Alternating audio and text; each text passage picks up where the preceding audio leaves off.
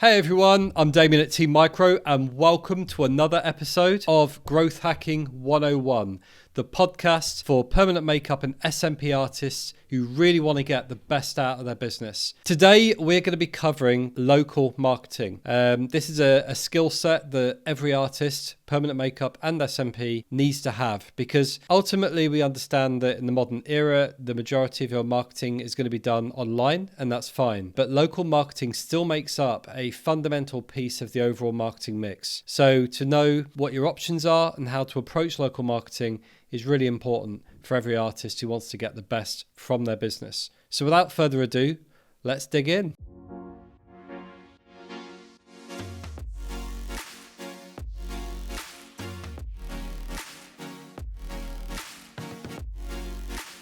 When the majority of artists think about local marketing, they generally think about partnerships first and foremost.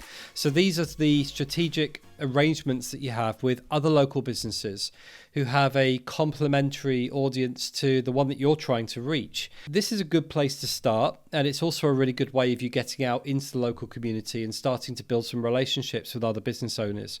Now, the obvious partnerships for permanent makeup artists are going to be hair salons, there's going to be spas, beauty salons, basically anyone who provides a service where they're reaching the same kind of customers as what you're hoping to reach. On the SMP side, barbershops are usually the go-to for SMP artists, but also think about some of the higher level partnerships you could potentially have with hair transplant surgeons, high-end spas, and so on and so forth. Basically, what you're looking for is, okay, so what other types of businesses are loosely connected to what I do, but attract the same kind of audience?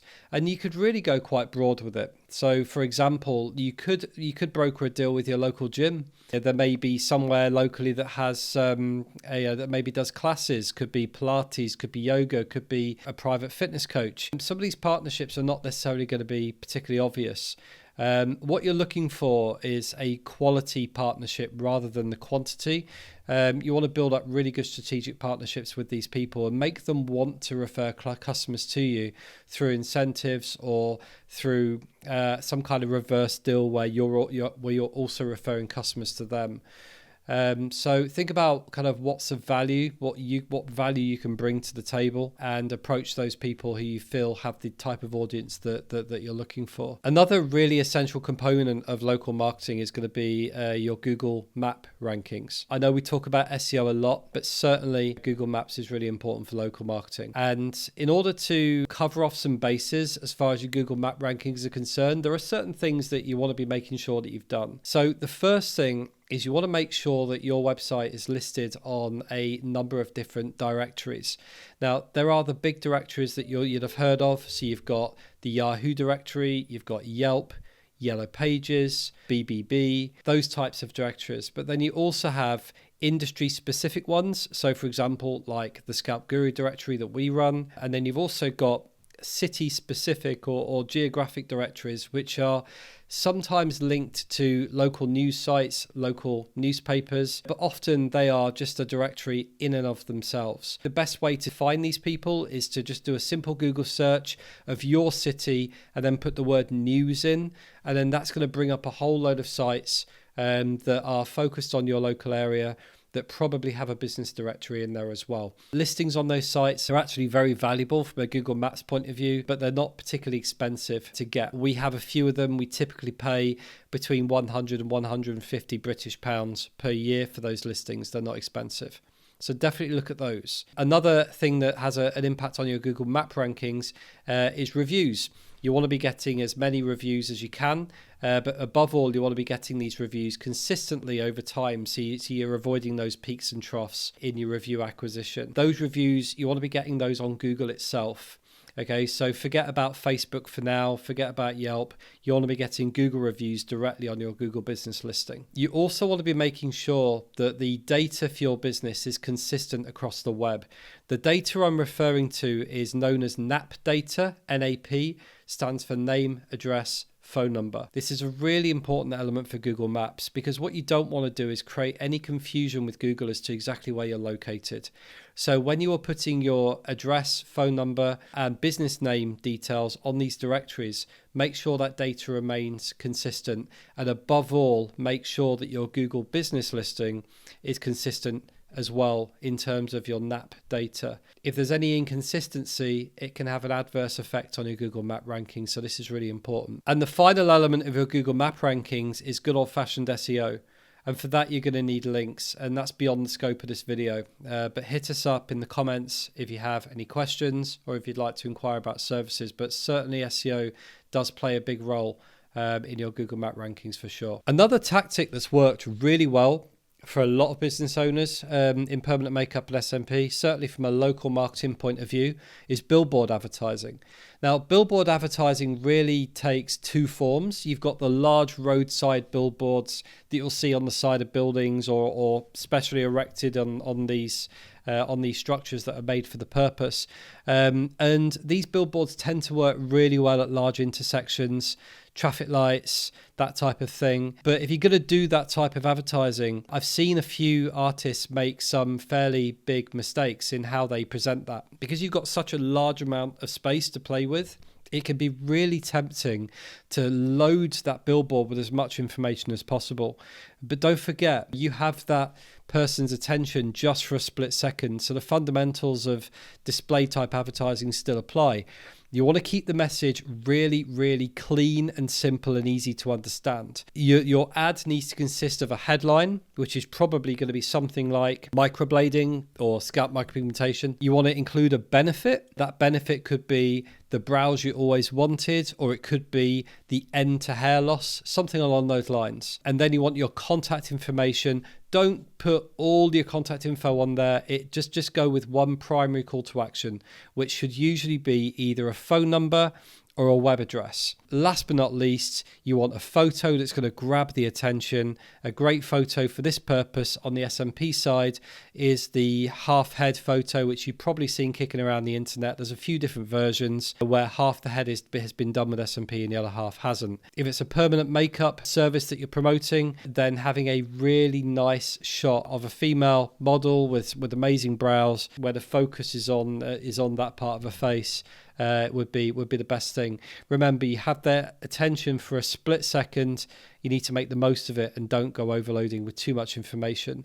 The other type of billboard advertising is in rest areas, service stations, and these tend to be the posters that appear above the urinals in the men's toilets. They appear on the back of cubicle doors in the ladies, and these with these ones you can have a bit more information because you tend to have their attention for that little bit longer. The advice I would give you, particularly with SMP advertising, is make the call to action very easy for them to memorize, because a lot of guys are not going to want to get their camera phones out to take a picture of something in the gents' toilets, because either if it's a hair loss related ad, they're not going to want people to know that they're interested, but kind of taking cameras out in toilets is kind of frowned upon. So make the call to action really, really simple for people to understand and remember, so that when they step out of the bathroom, they've remembered what that call to action is. And a great way to do this is to get a really memorable web address. Even if it's not the one you use for your site itself, you can simply redirect it, make it something really, really easy to remember. Something else you want to be looking at is your relationships with local media outlets. So back in the day, that used to be your local newspapers, and they still have a place, but it's more for what they can bring to the table from an online perspective as to the newspapers themselves.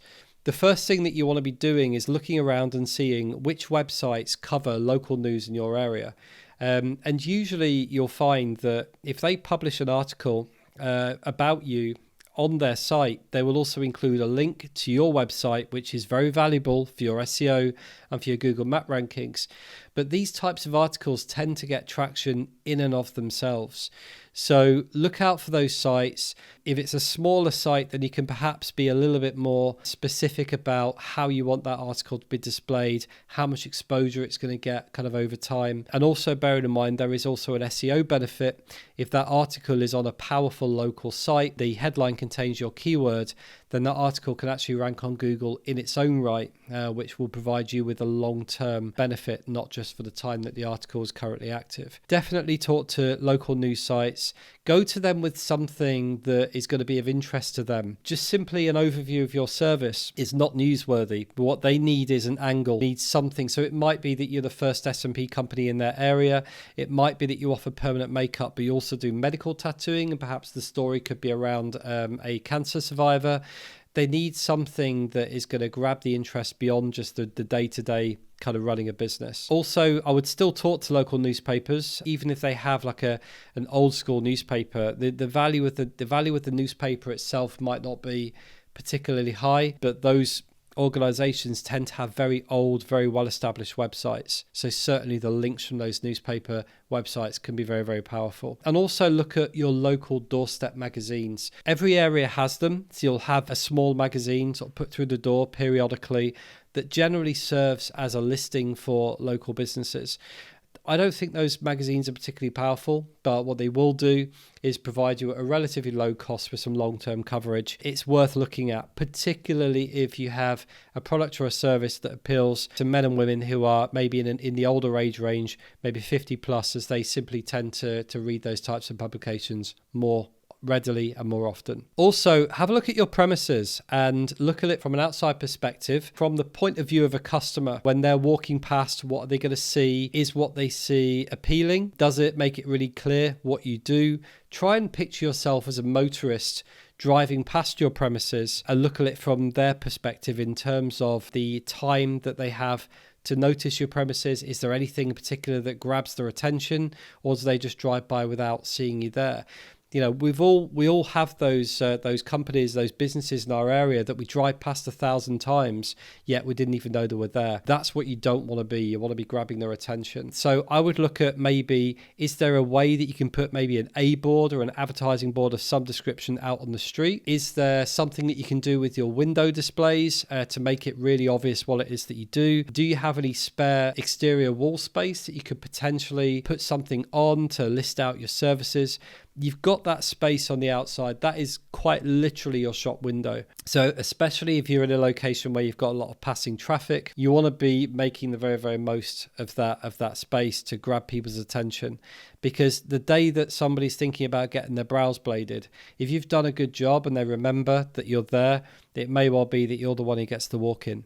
Okay, so it's important. It's not going to pay off straight away, but it's something that will pay dividends over time. Okay, and finally, we've got to look at the kind of methods that you can adopt that are a little bit more proactive.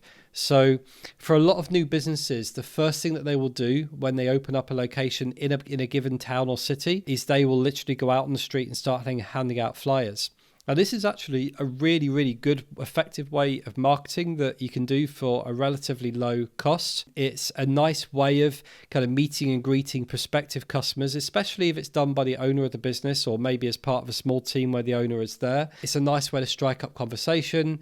It's also a really good opportunity to ask people questions. If you're a permanent makeup artist and you happen to get in discussion with people who you're handing flyers to, you can ask them, have you had microblading done before? Have you had permanent makeup done before? Is this something that you've considered? It's worth having those conversations to kind of really get to know your audience. With a treatment like SMP, it's also very valuable. And the obvious question is, have you ever heard of SMP? Do you know what it is? Because depending on where you are, the chances of you getting a positive or a negative answer to that question, i.e., yes, I know what SMP is, or no, I've never heard of it before, where you're located, how many competitors you have, and how long SMP's been established in your city are all going to play a role into determine how many people say, yes, I know what SMP is. So it's really good market research as well. You could also ask a local distribution company. Quite a lot of people do this. They will literally mail these flyers through the doors from a given radius around your business premises or in any area that you choose. Now, back in the day, this was done through newspapers. So you would have, they were called inserts. You'd have a flyer inside a newspaper, and that newspaper would be put through the person's door, and your flyer would be there. And the majority of those flyers got thrown away. More recently, recently. They tend to be mailed. And what a lot of specialist companies do is they'll group them together. So they will literally put 3 or 4 flyers through that door at the same time, which is great because it brings down your cost. You can also mail them through USPS or Royal Mail, but that can be quite expensive. I'd recommend that you go to a specialist company. And the final thing that you could look at could be concessions. It may well be that you could, if there is a local beauty salon to you, that you can go and stand in and greet customers and just talk about microblading or permanent makeup. It could be that there is a local shopping centre close to you. Quite often they'll have those concessions in the aisles where you can show stuff on TV screens, hand out products, hand out information. Those sorts of things are definitely worth doing as well. So in summary, there are lots and lots of different ways that you can promote your business locally. What I like about this type of marketing is that it's sustainable long term, because what tends to happen is that this is a really good way of kind of getting local word of mouth going. So rather than relying exclusively online to find customers, this is a way where you can start to build some real connections with your local community. It's a great way to get referrals, recommendations, and so on and so forth, if you can sort of build up that local reputation. I hope this has been useful. There's a number of ideas there. You can take some of them or all of them. You just want to make sure that you are doing something to nurture those local connections and to get that local business. So this has been Growth Hacking 101. I'm Damien Porter. I hope that this has been of some value. If you would like to subscribe to our YouTube channel to make sure you don't miss out on any of our latest episodes, then please subscribe and hit the bell icon to make sure that you're notified whenever we release new content. If you are listening through your favorite podcast channel, please subscribe to the channel. Feel free on whichever platform you're on to leave us a comment. As always, let us know if you have any suggestions, if there's anything particularly you'd like to see. But that's all for today. Until next time, thank you very much.